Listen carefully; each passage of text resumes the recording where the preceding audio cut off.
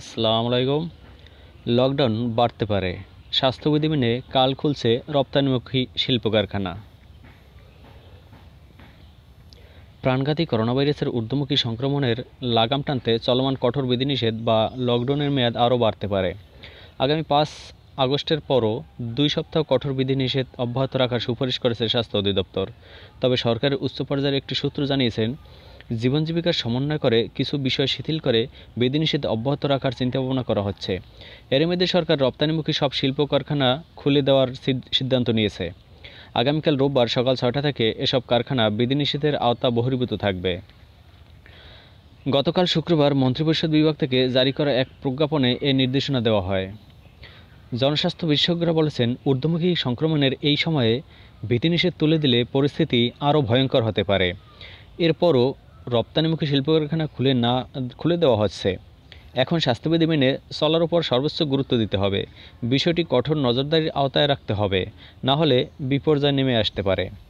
এর আগে গত 23 জুলাই থেকে 5 আগস্ট পর্যন্ত 14 দিন জরুরি সেবা ছাড়া সবকিছু বন্ধ রাখার সিদ্ধান্ত নেয় সরকার। এতে তৈরি পোশাক রপ্তানি বাধার মুখে পড়ে। অনেক কোম্পানি ক্রয় আদেশ হারায়। এর পরিপ্রেক্ষিতে ব্যবসায়ীদের শীর্ষ সংগঠন এফবিসিসিআই-এর নেতৃত্বে রপ্তানিমুখী বিভিন্ন খাতের ব্যবসায়ী নেতারা কয়েক দফা মন্ত্রিপরিষদ সচিব খন্দকার আনোয়ারুল ইসলামের সঙ্গে বৈঠক করেন।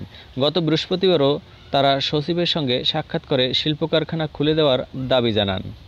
সরকারের এই সিদ্ধান্তের ফলে তৈরি পোশাক, চামড়া, পাট ও পাটজাত দ্রব্য, খাদ্য প্রক্রিয়াজাত ও হিমায়িত খাদ্য, প্লাস্টিক পণ্য, বাইসাইকেল, কেমিক্যাল প্রোডাক্টস, ওষুধ, প্রকৌশলী যন্ত্রাংশ, কাগজ ও কাগজ পণ্য, হ্যান্ডিক্রাফটস, রাবার ও কার্পেট খাতের শিল্প কারখানা খোলা থাকবে।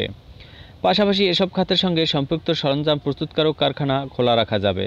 কঠোর লকডাউন শুরুর আগেই খাদ্য প্রক্রিয়াজাত, চামড়া প্রক্রিয়াজাত, ওষুধ ও করোনা সুরক্ষা সামগ্রী উৎপাদনকারী কারখানা বিধিনিষেধের আওতার বাইরে রাখার ঘোষণা দেওয়া হয়েছিল, তা অব্যাহত থাকবে।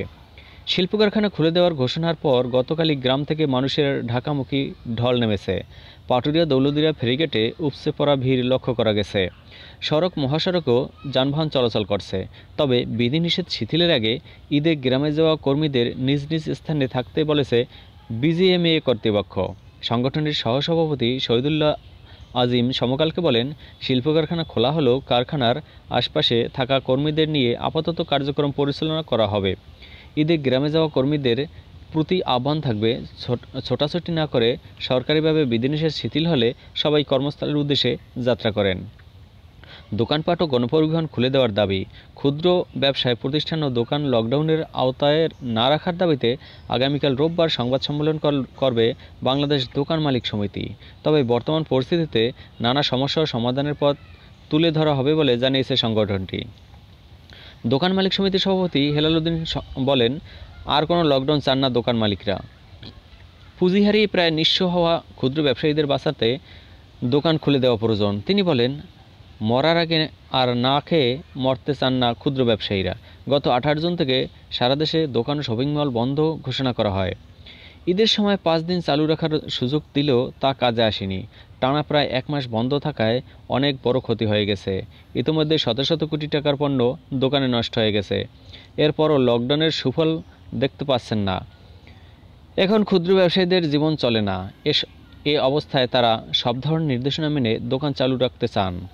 বাংলাদেশ সড়ক পরিবহন মালিক সমিতির মহাসচিব খন্দকার এনাতুল্লাহ বলেন, লকডাউন পরিবহন খাত সবচেয়ে বেশি ক্ষতিগ্রস্ত হয়েছে।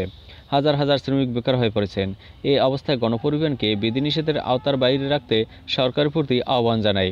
গণপরিবহন চালু না থাকায় দূরপাল্লার যাত্রীরা মাইক্রোবাসে গাদাগাদি করে ঢাকায় ফিরছেন, আবার ঢাকাসহ বিভিন্ন নগরীতে চলাচলের ভোগান্তির শিকার হচ্ছেন। কিন্তু গণপরিবহন চালু করা হলে এক আসন খালি রেখে স্বাস্থ্যবিধি মেনে চলাচল করা হবে। সুতরাং সরকারের প্রতি আহ্বান থাকবে, শিল্প কারখানার পাশাপাশি গণপরিবহনও বিধিনিষেধের আওতার বাইরে রাখুন। ধন্যবাদ সকলকে।